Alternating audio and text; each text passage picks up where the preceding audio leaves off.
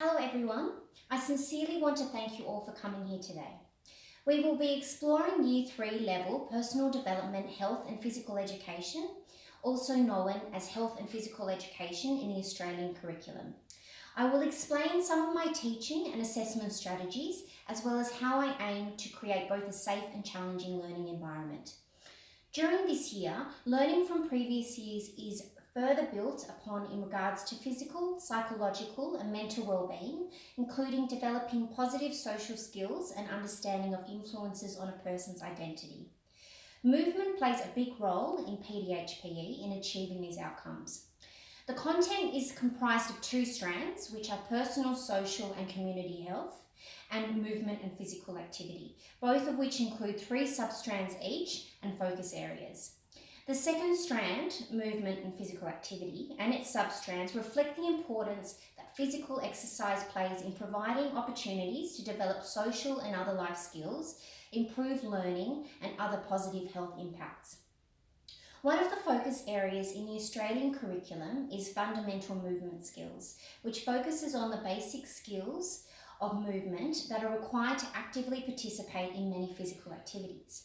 For example, the Australian Curriculum Directed New South Wales syllabus for Stage 2 PDHPE explains that during this age there is further development of sequence movement and locomotive motor skills, among other things.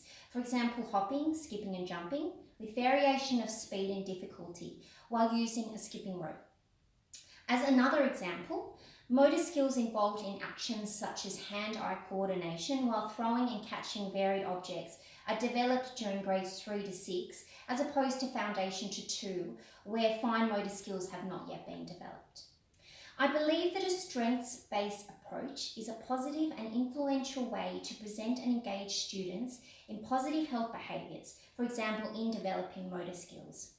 This approach can instill in students the belief reflected in the curriculum that because of individual strengths and experiences, all students have the potential to live their own, as well as contribute to others' healthy and active life.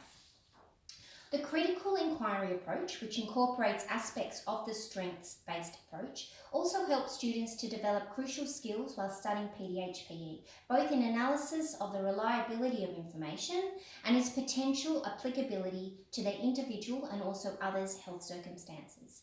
Exploring the internet, which is an example of ICT commonly used in the classroom, is a great way for students to develop their inquiry skills, especially in analysing the accuracy of a large pool of information found. Assessment plays an important role in the classroom with feedback benefits that include formative assessment, which is more directive, and summative assessments, which helps the students and myself to ascertain student understanding and development as an outcome of learning.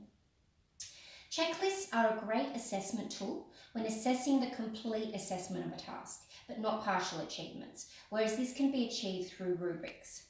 Rubrics provide the success criteria for an assessment and can link curriculum, teaching and assessment, particularly when curriculum learning outcomes are used. Although rubrics may appear more time-consuming, particularly when used for the purpose of self or peer assessment, it actually can save time, especially when reducing the need to simultaneously assess each student. Schools are in a unique position to be able to provide an environment where students can understand and adopt healthy living habits. This learning is partly because of policies adopted by the whole school, example, the no hat, no play for sun safety. In regards to the classroom environment, I would aim to build trusting relationships with each student and provide a safe, enabling and non-judgmental environment within which students can optimise their learning.